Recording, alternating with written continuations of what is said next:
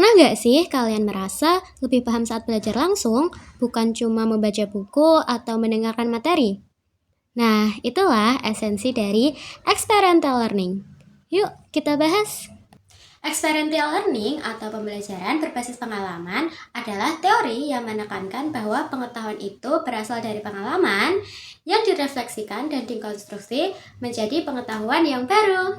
Teori ini diperkenalkan oleh David Akol pada tahun 1984 yang menegaskan bahwa belajar bukan sekedar menerima informasi, melainkan sebuah siklus yang berkesinambungan antara pengalaman dan juga refleksi.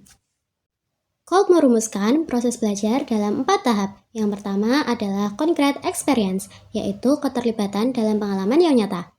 Kedua, ada reflective observation, yaitu mengamati dan merefleksikan pengalaman yang telah terjadi. Selanjutnya, abstract conceptualization, yaitu proses merumuskan konsep atau pemahaman dari refleksi tersebut. Dan terakhir, active experimentation, yaitu mencoba kembali pemahaman itu dalam konteks yang baru. Artinya, belajar itu tidak terhenti pada pengalaman saja, tetapi berlanjut menjadi proses berpikir kritis dan juga penerapan ulang.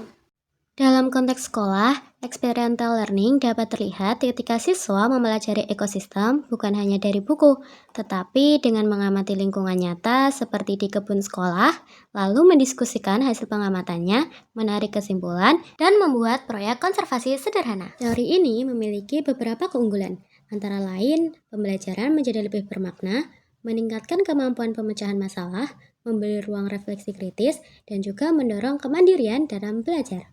Namun, teori ini juga memiliki keterbatasan, seperti membutuhkan waktu yang lebih lama, memerlukan fasilitator yang kompeten, dan tidak semua materi pembelajaran dapat diterapkan melalui teori ini. Strategi penerapan experiential learning dapat dilakukan melalui proyek nyata, simulasi digital, kegiatan praktik, atau memecahkan masalah yang dekat dengan kehidupan siswa. Setelah itu, siswa dapat diajak untuk berefleksi, berdiskusi, dan mencoba lagi dengan cara yang lebih baik. Kegiatan ini dapat dikemas lebih menyenangkan dengan gamifikasi.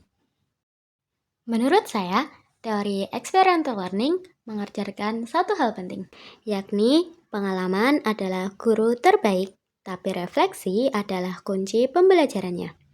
Tanpa refleksi, pengalaman hanya sekedar kejadian. Jadi, belajar bukan cuma soal melakukan, tapi tentang menyadari apa yang kita pelajari dari proses itu, lalu berani untuk mencoba lagi dengan cara yang lebih baik. Demikian penjelasan tentang teori belajar eksperimental. Semoga dapat bermanfaat. See you on next video. Bye-bye.